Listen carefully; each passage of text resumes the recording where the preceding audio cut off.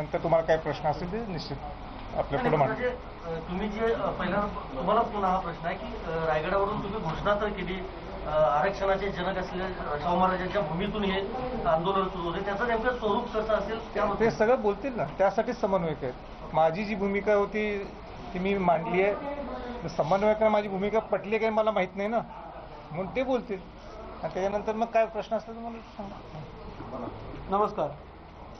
आज शिवराज्याभिषेकाच्या दिनी छत्रपती संभाजी महाराजांनी जी रायगडावरनं घोषणा केलेली आहे की 16 जूनपासून कोल्हापूर येथून छत्रपती शाहू महाराजांच्या स्मारकापासून मी आंदोलनाला सुरुवात करत आहे.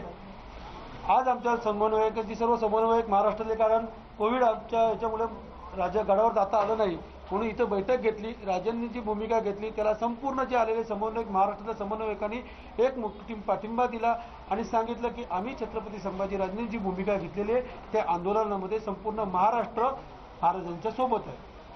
कोल्हापूरमधून सुरुवात होत आहे तर आम्ही असं ठराव घेतलेला आहे की छत्रपती संभाजीराजांनी जे आंदोलन पुकारलेलं आहे, ज्या ज्या जिल्ह्यात, म्हणजे पहिला तर कोल्हापूर आहे, कोल्हापुरामध्ये पहिला जर का आंदोलन आहे तर महाराष्ट्रातले सर्व समन्वयक तिथे कोल्हापुरात जाणार. तिथले कोल्हापूरचे बांधव जी जी आमच्यावर जबाबदारी टाकतील ती त्यांच्यासोबत राहून आम्ही संपूर्ण त्यांच्याबरोबर फिरणार जिल्ह्यामध्ये तो कार्यक्रम. असं प्रत्येक जिल्ह्यात होणार, म्हणजे ज्या ज्या जिल्ह्यामध्ये आंदोलन असेल त्या जिल्ह्यात संपूर्ण महाराष्ट्रातले समन्वयक जातील आणि हा लढा जो आता जो छत्रपतींच्या नेतृत्वाखाली लढा आहे तो लढा मराठ्यांना न्याय मिळेपर्यंत तो चालूच ठेवणार आहे. जोपर्यंत न्याय मिळणार नाही तोपर्यंत चालू राहणार नाही. 36 जिल्ह्यामध्ये महाराजांनी सांगितले की 36 जिल्ह्यामध्ये हा आंदोलन होईल आणि तरीसुद्धा जर का या सरकारने आमच्या ज्या मागण्या आहेत, आरक्षण तर कोर्टामध्ये आहे तो मुद्दा आहे, पण त्या व्यतिरिक्त ज्या मागण्या छत्रपतींच्या 28 तारखेला मुख्यमंत्र्यांना भेटून दिल्या होत्या की 5 मागण्या आमच्या मान्य करा, त्या आजही झालेल्या नाहीत.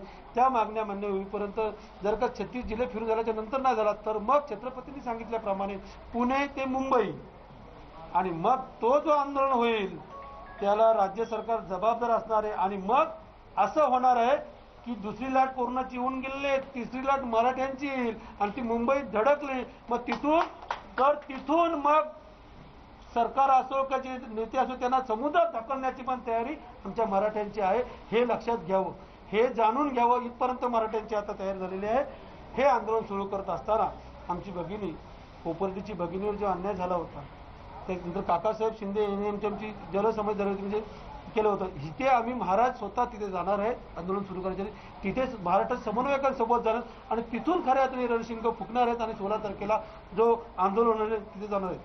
सगळ्यात महत्त्वाची, अतिशय महत्त्वाचा मुद्दा आहे. आज आपण पाहिलंय या मराठा समाजाचे 58 मोर्चे निघाले पण कुणाचंही नेतृत्व नव्हतं.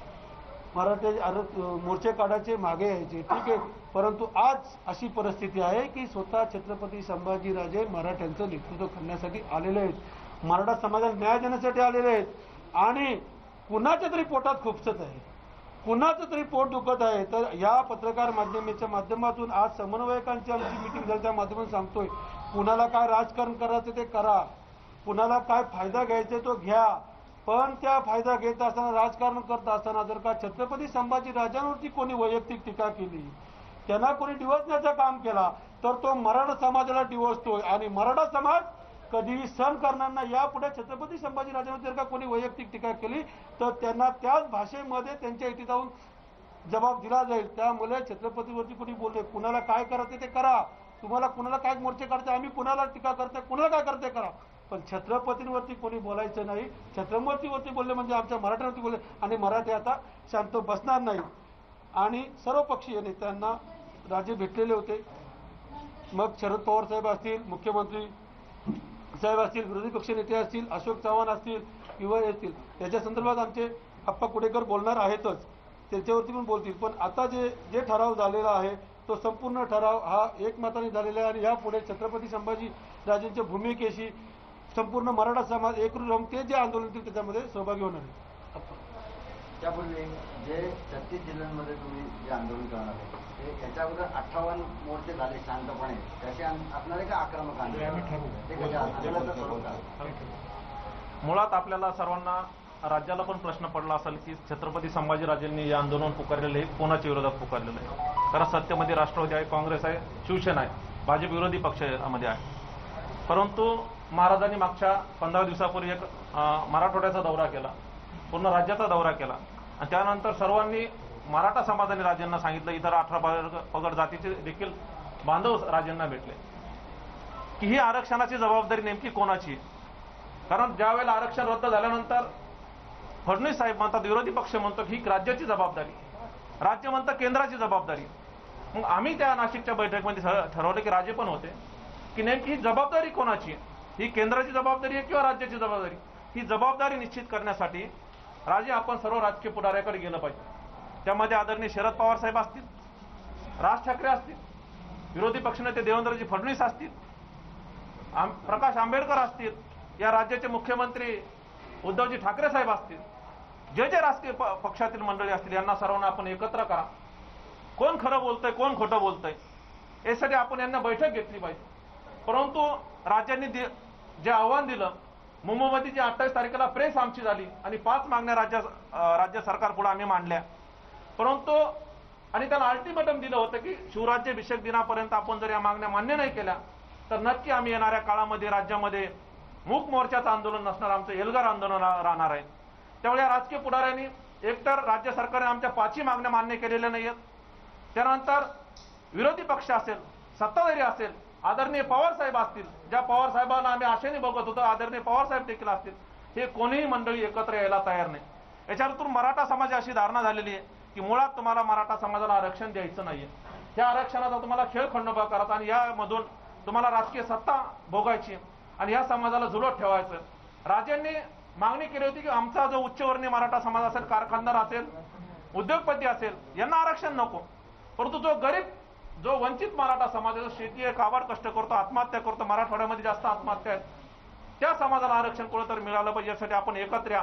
परंतु कोणी एकत्र न आल्यामुळं पुढचं आंदोलन राजांनी आज रायगडवरून जे जाहीर केलं 16 तारखेला एल्गार आंदोलन, हे एल्गार आंदोलनासाठी आम्ही सर्व राजकीय पक्षातील, आता आम्ही मराठा समाज तर रस्त्यावर नाही उतरणार, परंतु ज्या तेली असेल, माळे असेल, दलित असेल, धनगर असेल, मराठा असेल, ज्या आमदाराला आम्ही निवडून दिलंय त्याची ती जबाबदारी होती. सत्तेमध्ये येण्याच्या अगोदर यांनी त्यांच्या याच्यामध्ये सांगितलं होतं जाहीरनाम्यामध्ये की मराठा समाजाचा प्राधान्याने आम्ही आरक्षण देऊ, परंतु त्या आरक्षणापासून कुठेतरी आता बाजूला बगल देत आहेत. त्या ज्यांना आम्ही निवडून दिलेलं आहे ते आमचं मतदान होतं, त्यांना ते आमचे लोकप्रतिनिधी आहे, त्यांची जबाबदारी आमची, ते पालक आहेत, त्यांची जबाबदारी असल्यामुळे त्या लोकांना आम्ही धारेवर धरणार आहोत. आणि ते लोक, ती जर मंडळी त्या आंदोलनामध्ये सहभागी नाही झाली तर निश्चित येणाऱ्या काळामध्ये त्यांना आमचा मराठ्यांचा हिसका आम्ही येणाऱ्या काळामध्ये नक्कीच दाखवत. यांच्या जो याच्यामध्ये सहभागी होणार नाही, बऱ्याच जणांना वाटत की आता मराठ्यांचेच फक्त पुढाऱ्यांच्या मागे लागतील. ज्यांना मराठ्याचं आम्ही मत दिलेलं आहे त्यांना आम्ही आजही विनंती करतो राजांच्या माध्यमातून की तुम्ही परत एकत्र या.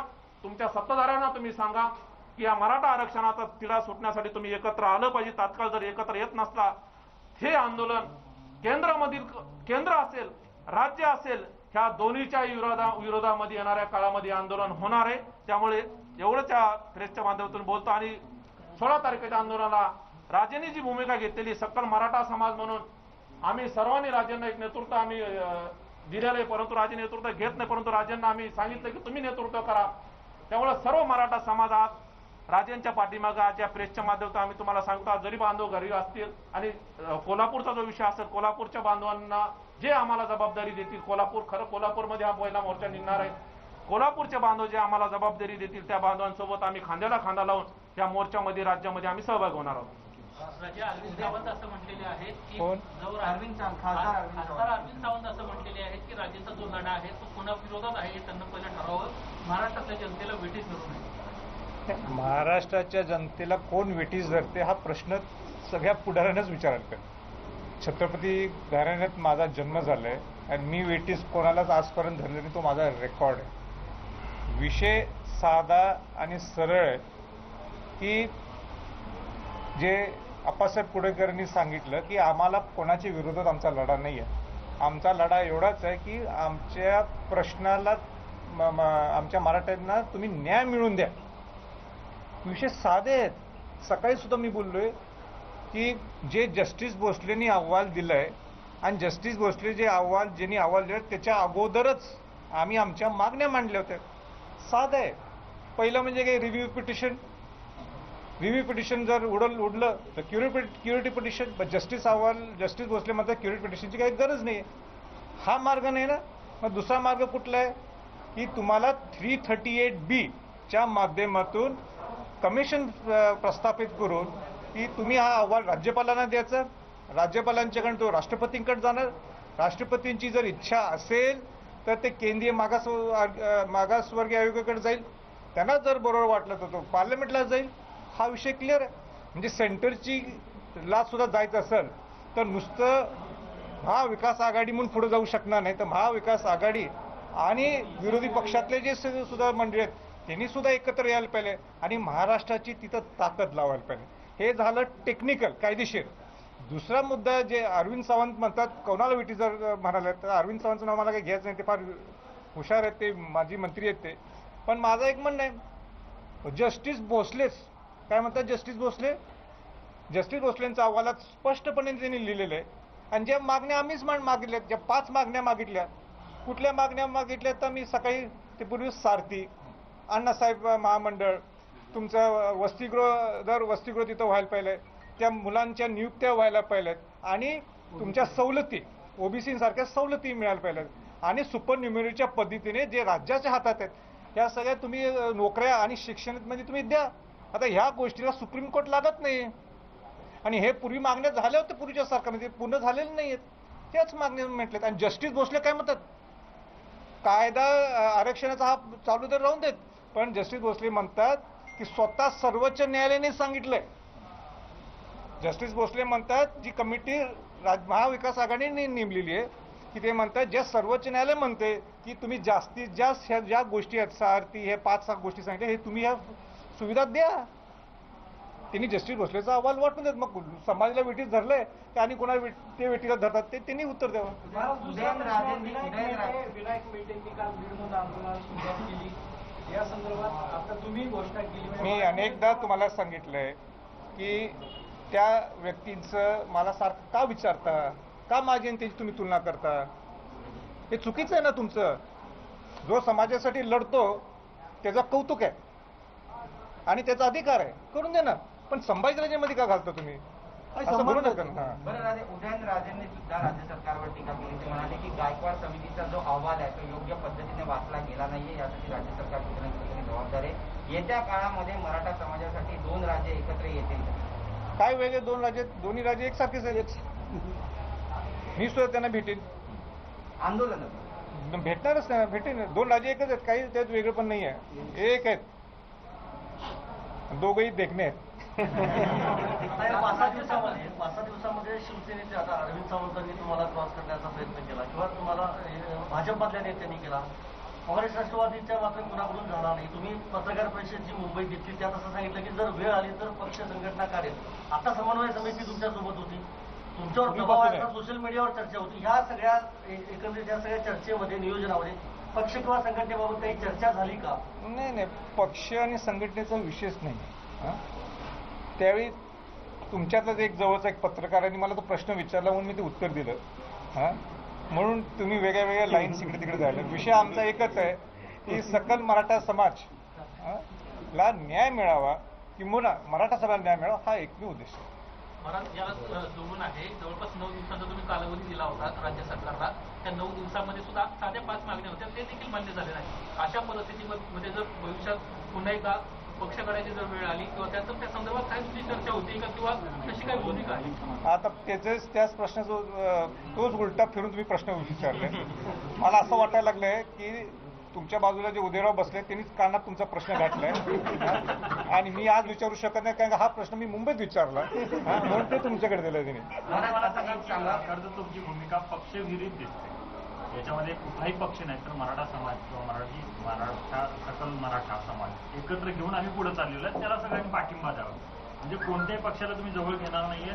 त्यांनी पक्षाची जी पांघरुण घातलेली आहे ते सोडून आंदोलन द्यावे, तशा प्रकारचं आव्हान आहे का? कुठल्याही पक्षाला आमचा विरोध नाही. आम्ही अपॉलिटिकल म्हणजे अराजकीय आमची ही मुवमेंट आहे. आमचा एवढाच हेतू आहे की सकल मराठा समाजाला न्याय मिळवून द्या. ह्याच्यापेक्षा आमचा दुसरा काही उद्देश नाही आहे. मग तुम्हाला क्युरेटिव्ह पिटिशन घ्या, काय रिव्ह्यूवर जावा, काय 338 वर जावा. आत्ताच्या महाविकास आघाडीचा आमचा एवढाच विषय होता की तुम्ही ते ज्या मागण्या आम्ही मागायला लागलो, जे जस्टिस भोसले अहवाल स्वतः सांगता द्या, आणि जस्टिस भोसले अहवाल कुठल्या बेसवर म्हणते, सर्वोच्च न्यायालयाने सांगितलं तसं. एवढाच उद्देश आहे. सोप्या गोष्टी आहेत त्या, काय सगळी कॉम्प्लिकेटेड करतं मला आश्चर्य वाटतं. 16 जूनचा जो मोर्चा असणार आहे कोल्हापूरमधला, त्याचं स्वरूप राजे कसं असणार आहे, कुठून कुठं लोकांनी जमा- मला वाटते मगाशी विनोद साबळेंनी सांगितलं की जे कोल्हापूरचे जे समन्वयक आहेत, कोल्हापूरचे जे सकल मराठा समाजाचे मंडळी आहेत, जे ते गाईडलाईन देतील त्याप्रमाणे, त्या गाईडलाईन प्रमाणे तो तिथं मोर्चा होणार आहे. कोल्हापूरतून ते विषय जाहीर होईल. कोल्हापूरतून कसं असेल ते कोल्हापुरातून सांगते. अल्टिमेटम दिल्यापासून राज्यातल्या कोणत्या मंत्र्यांनी किंवा मुख्यमंत्र्यांनी आपल्याशी काही संपर्क साधण्याचा प्रयत्न केला किंवा चर्चा करण्याचा प्रयत्न केला का? कारण कोणताही विषय तो बाहेर मुख्यमंत्री कार्यालयातून खासदार राहुल शेवाळे माझ्याशी चर्चा करत होते. माझा निरोप त्यांच्याकडे जायचा. अजितदादांना सुद्धा मुख्यमंत्र्यांचा फोन गेला होता. अजितदादा सुद्धा माझ्याशी बोलले.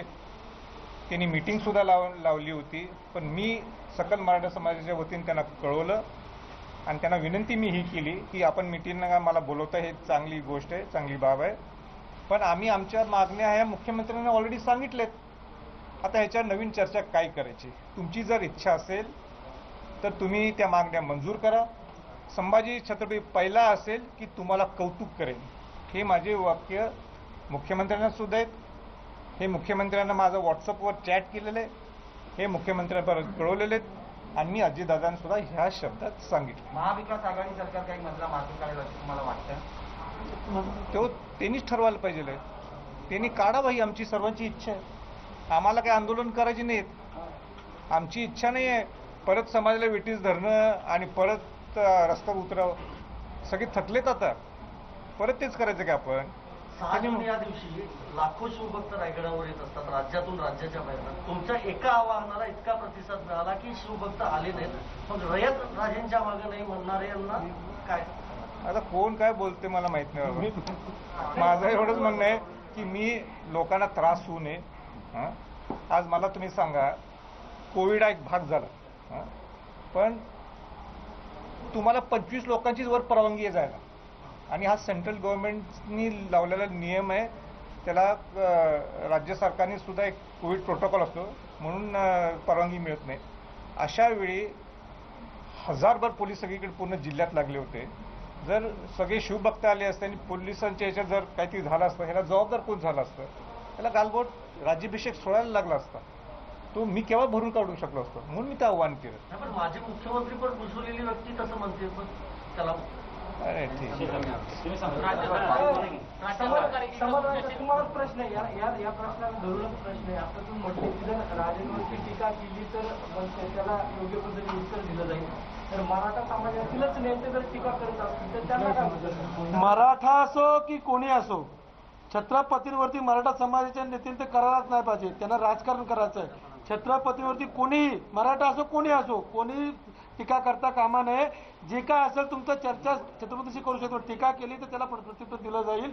आणि तुम्ही जे प्रश्न विचारलो या ठिकाणी आज आपल्याला दाखवून दिलेला आहे, जसं तुम्ही म्हटलात की छत्रपतींनी आदेश दिला की आता कोणी येऊ नका, आणि तुम्ही पाहता वर्षानुवर्षे लाखो शिवभक्त इकडे येतात. खरी ताकद आझाद समाजाची दिसलेली आहे आणि छत्रपतींची दिसलेली आहे. या ठिकाणी आपण त्यांना जे उत्तर आहे ते मिळालेलं आहे. आणि न येऊ नये असं म्हटलं तर नाही आले, पण छत्रपती या म्हटले आणि लढा म्हटले तर काय होईल हे तुम्ही सोपं काय वाटतं, गड चढ करणं की राजकारण? काय म्हटलं?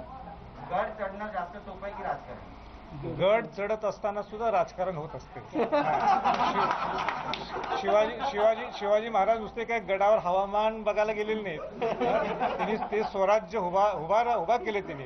पण आम्ही नेहमी म्हणतो, जर रायगड समजायचा असेल आणि शिवाजी महाराज समजायचे असतील तर सर्व खासदार आमदारांनी रोपवेने जाण्यापेक्षा चालत जायला पाहिजे, आणि मग रायगडची व्याप्ती आणि स्वराज्याची व्याप्ती समजेल.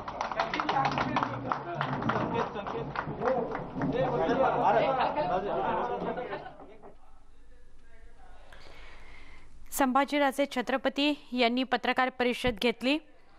खरं तर जी घोषणा संभाजीराजेंनी केली 16 जूनला एल्गार आंदोलनाची कोल्हापुरातून, त्यानंतर समन्वयकांची बैठक झाली। या समन्वयकांच्या बैठकीनंतरची ही पत्रकार परिषद होती। यामध्ये सुरुवातीला संभाजीराजे छत्रपती बोलले नाहीत, तर समन्वयक बोलले आणि सकल मराठा समन्वयकांचा संभाजीराजेंच्या म्हणण्याला, त्यांच्या भूमिकेला पाठिंबा आहे असं स्पष्ट करण्यात आलं सगळ्या समन्वयकांकडून। ज्या इतर 5 मागण्या आहेत ज्याचा वारंवार मी उल्लेख करतो आहे, सगळ्या नेत्यांना भेटून मी त्याचा विषयी बोललो आहे, त्या तरी पूर्ण केल्या जाव्यात। अजून देखील त्या पूर्ण झालेल्या नाहीत याचा पुनरुच्चार संभाजीराजेंनी केला।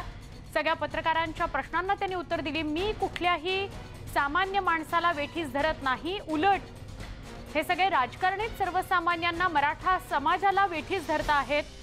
त्यांच्या संयमाचा बांध फुटला तर तिसरी लाट जी येईल ती मराठा समन्वयकांची येईल, मराठा आरक्षणाच्या समन्वयकांची येईल, समर्थकांची येईल असा इशारा मराठा समन्वयकांनी दिलेला आहे। 16 जूनला कोल्हापुरातून जे एल्गार आंदोलन पुकारलं गेलेलं आहे संभाजीराजेंकडून, त्याला आमचा पाठिंबा असल्याचं सगळ्या समन्वयकांनी सांगितलं। एक छोटासा ब्रेक घेऊया। ब्रेक नंतर अजून काही घडामोडींकडे वळणार आहोत। पहा फक्त न्यूज 18 लोकमत। महाराष्ट्राची खबरबातमध्ये आता अंगावर काटा आणणारी एक बातमी आपण बघणार आहोत। महाराष्ट्रातल्या काही कानाकोपऱ्यांमध्ये अजूनही आपण त्याच चुका करतोय, वर्षानुवर्ष आपण त्याच चुका करतोय। अंधश्रद्धेपोटी कुणाचा तरी जीव जातोय, इतक्या टोकापर्यंत घटना घडतायत। शिक्षणाच्या अभावामुळे आदिवासी समाजातील लोक अजून सुद्धा डॉक्टरांकडून उपचार करून घेण्याऐवजी अनेकदा तांत्रिकाकडे जातात। यामुळे रुग्णाचा जीव सुद्धा जाऊ शकतो। अशाच प्रकारची एक घटना महाराष्ट्रातील आदिवासी जिल्ह्यातील मेळघाटमध्ये घडली आहे। मेळघाटात 2 वर्षांच्या बालकाला अंधश्रद्धेतून पोटाला चटके दिल्याची धक्कादायक घटना समोर आली आहे। बाळाच्या आजीनं हे चटके दिले होते। या बालकावर रुग्णालयात उपचार सुरू होते, पण दुर्दैवाने त्याची प्रकृती चिंताजनक असल्याने उपचाराला बाळाने प्रतिसाद दिला नाही आणि अखेर या बाळाचा मृत्यू झालेला आहे। आमचे प्रतिनिधी संजय शेंडे यांना अधिक विचारूया। संजय, ही घटना केव्हाची? या बाळाला नेमकं काय झालं होतं म्हणून त्याच्या आजीने पोटाला चटके दिले आणि उपचारात म्हणजे किती दिवस उपचार झाले ज्याला यश आलं नाही?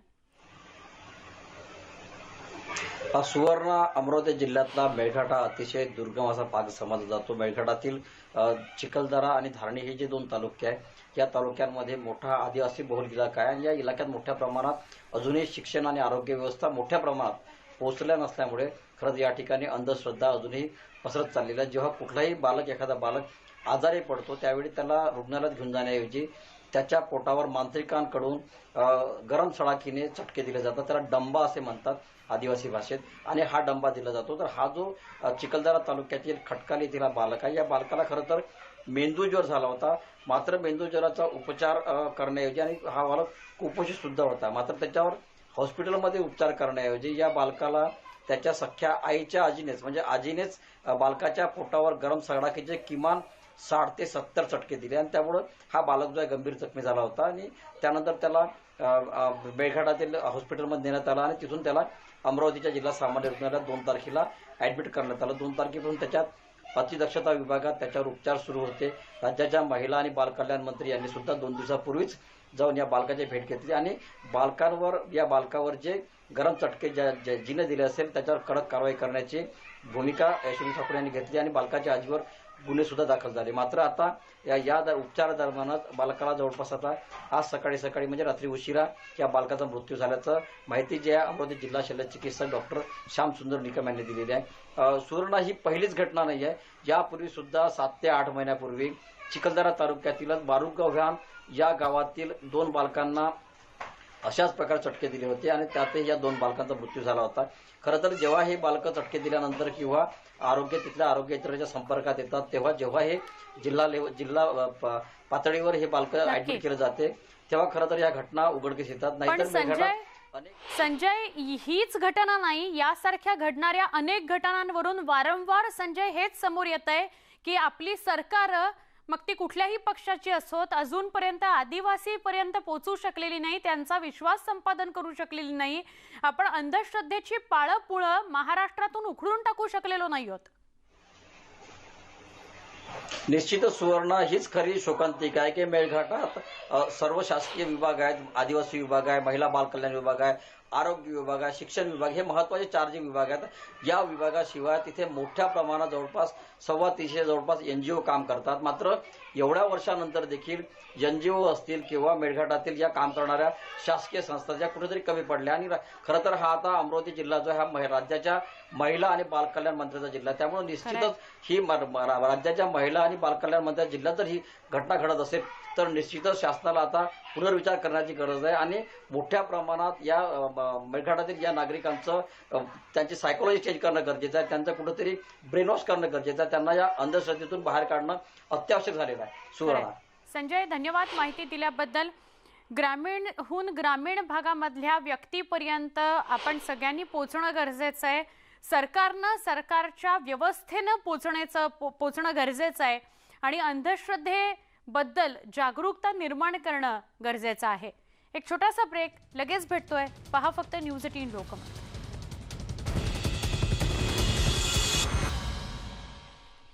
कोकणातून ही महत्त्वाची बातमी आहे. रत्नागिरी आणि कशेडी घाटात गाड्यांना अडवलं जात आहे. ई-पास नसलेल्या वाहनांना परत पाठवलं जात आहे. रत्नागिरी कशेडी घाटामध्ये ज्या मुंबईतून किंवा इतरत्र ठिकाणांहून गाड्या येत आहेत त्यांना अडवलं जात आहे. त्यांच्याकडे ई-पास विचारला जातोय. काय कामासाठी कोकणात जात आहेत ते विचारलं जात आहे. ई-पास नसलेल्या वाहनांना परत पाठवलं जात आहे. आज 176 वाहनांना माघारी धाडण्यात आलंय. विनापरवाना जिल्ह्यात प्रवेश दिला जात नाहीये. आपण आता रत्नागिरी जिल्ह्यातल्या खेडमध्ये कशेडी घाट, जो रत्नागिरी जिल्ह्याचं जे प्रवेशद्वार आहे त्या कशेडी घाटामध्ये आहोत. आणि गेल्या 3 दिवसापासून या ठिकाणी संपूर्ण रत्नागिरी जिल्हा हा लॉकडाऊन आहे, जिल्हाबंदी या ठिकाणी केलेली आहे. तरीसुद्धा अनेक लोक या ठिकाणी विना ई-पास जे आहेत हे येत आहेत. आता माझ्या पाठीमागं आपण बघू शकतो की अनेक वाहनांना या ठिकाणी जे आहेत हे पुन्हा परत पाठवलेलं आहे. जवळपास 18 ते 20 वाहनं जे आहेत त्यांना पुन्हा परत पाठवलेलं आहे. या ठिकाणी स्वतः खेडचे जे उपविभागीय पोलीस अधिकारी आहेत काशीद साहेब, ते देखील स्वतः या ठिकाणी हजर आहेत. ज्यांनी ई-पास काढलेला नाही किंवा परवानगी नाही अशा सर्व वाहनांना आता कशेडी घाटातून पुन्हा जिथून आलेत मुंबई पुण्याहून त्या ठिकाणी पुन्हा या ठिकाणी पाठवलं जात आहे. त्यांची जी वाहनं आहेत ही पुन्हा फिरवली जात आहेत. त्यामुळे पोलिसांनी पुन्हा एकदा आव्हान केलेलं आहे की रत्नागिरी जिल्ह्यामध्ये जिल्हाबंदी आहे आणि कोणीही अत्यावश्यक कारण असेल तर किंवा ई-पास जर नसेल तर कुणालाही या जिल्ह्यामध्ये प्रवेश नाही. पोलिसांनी वारंवार सांगूनसुद्धा अनेक लोक हे विदाऊट ई-पास या ठिकाणी येत आहेत. मात्र येऊन त्यांना पुन्हा अशा प्रकारे आपण आत्ता बघितलं पुन्हा परतावं लागते. त्यामुळं कृपा करून रत्नागिरी जिल्ह्यामध्ये विना ई-पास येऊ नका असं पुन्हा एकदा आवाहन केलेलं आहे. आणि जे येतील त्यांच्यावरती पुन्हा पाठवण्यात येईल. शिवाय दंडात्मक कारवाई देखील करण्याचं जे आहे त्या पोलिसांनी या ठिकाणी दिलेले आहे. चंद्रकांत बनकर, न्यूज 18 लोकमत, कशेडी घाट, खेड, रत्नागिरी. मेडिकल इमर्जन्सी असल्याशिवाय व त्यांच्याकडे ई-पास असल्याशिवाय व RT-PCRचे 48 तास अगोदर सर्टिफिकेट असल्याशिवाय रत्नागिरी जिल्ह्यात प्रवेश देता येणार नाही. त्याकरता ई-पास तसेच जे 48 तास अगोदरचे RT-PCRचे टेस्टचे सर्टिफिकेट आणि मेडिकल इमर्जन्सी कारण असेल तरच केवळ रत्नागिरी जिल्ह्यात 9 तारखेपर्यंत जो लॉकडाऊन आहे तर त्याकरता आवश्यक कारणाकरताच प्रवेश करावा. मुंबई महानगरपालिकेनं मान्सून पूर्व तयारी पूर्ण केलेली आहे. मुंबईमध्ये नालेसफाई 100% झाली असा दावा महापालिकेकडून करण्यात येतोय. गेल्या वर्षी ज्या सखल भागात पाणी साचलं होतं तिथं भौगोलिक परिस्थितीनुसार पालिकेची तयारी सुरू झालेली आहे. मुंबईतील सखल भागाचा आढावा घेतला आमच्या प्रतिनिधी सुष्मिता भदाणे यांनी. मुंबई महानगरपालिकेद्वारे मान्सून पूर्व तयारीसाठी जय्यत प्रयत्न करण्यात आलेले आहेत. सध्या मी मिलन सवे या परिसरात आहे. मुंबईची काही ठिकाणं जिथं कायमच पाणी भरलेलं असतं, ज्याच्यामुळे मुंबईची तुंबापुरी होते, अशा सगळ्याच भागांमध्ये यंदा महानगरपालिकेनं विशेष लक्ष दिलेलं आहे. मिलन सवेच्या इथे अशा पद्धतीच्या जाळ्या बसवण्यात आलेल्या आहेत आणि इथे जे काही पाणी साचेल पावसाच्या काळामध्ये ते थेट मोठ्या गटाराला जाऊन मिळणार आहे. त्याचबरोबर सगळ्यात महत्त्वाचं म्हणजे या संपूर्ण गटारामध्ये हे पाणी जेव्हा जाईल तेव्हा एकूणच पाणी साचणार नाही असा दावा केला जातो. सोबतच सगळ्यात महत्त्वाचं म्हणजे इथे आपण जर बघितलं तर अशा पद्धतीचे 4 पाणी उपसा करण्यासाठीचे पंप बसवण्यात आलेले आहेत. हे पंप पाण्याचा निचरा पटकन करण्यासाठी मदत करतील. सोबतच या संपूर्ण परिसरामध्ये जर आपण बघितलं तर ही जी भिंत आपल्याला दिसते आहे, या भिंतीची उंची वाढवण्यात आलेली आहे. साधारणपणे मुंबईमध्ये जर आपण बघितलं ज्या काळात भरती असते आणि मोठ्या प्रमाणात पाऊस होत असतो तेव्हा अनेक ठिकाणी पाण्याचा निचरा होणं कठीण होऊन बसतं. तर याच समस्येवरती उपाय म्हणून मिलन सबवेमध्ये गेले काही महिने अशा पद्धतीचं काम सुरू होतं. नाले सफाई मुंबईमध्ये 100% झाल्याचं पालिकेकडनं म्हटलं जात आहे. परंतु आता खरी महत्त्वाची गोष्ट हीच आहे की मुंबईमध्ये यंदा पाणी तुंबतं का आणि जे काही पर्यायी व्यवस्था महानगरपालिकेकडनं करण्यात आलेली आहे ती किती यशस्वी ठरते. व्हिडिओ जर्नलिस्ट अरुण पेडणेकरसह सुस्मिता भदाणे पाटील, न्यूज 18 लोकमत, मुंबई. महाराष्ट्रामध्ये आणि मुंबईमध्ये पुढच्या काही दिवसांमध्ये पाऊस म्हणजेच मॉन्सून येऊन धडकेल आणि तोपर्यंत महत्त्वाची जी शहरं आहेत, मुंबई तर आहेच पण त्याचबरोबर महत्त्वाची जी शहरं आहेत तिथे सखल भागात पाणी साचणार नाही यावर्षी अशी आपण अपेक्षा करूया. बुलेटिनमध्ये इथेच थांबतोय. जाताना आठवण मात्र करून देतो, लॉकडाऊनचा काळ आहे, अनलॉक हळूहळू होत आहे पण कोरोना अजून गेलेला नाही. त्यामुळे मास्क वापरा, सतत स्वतःचे हात सॅनिटाईज करत राहा, हात स्वच्छ धुवत राहा आणि सोशल डिस्टन्सिंग पाळा. आपण तरी या त्रिसूत्री पाळायलाच हव्यात. बुलेटिनमध्ये इथेच थांबतोय. ताज्या बातम्यांसाठी पहा फक्त न्यूज 18 लोकमत.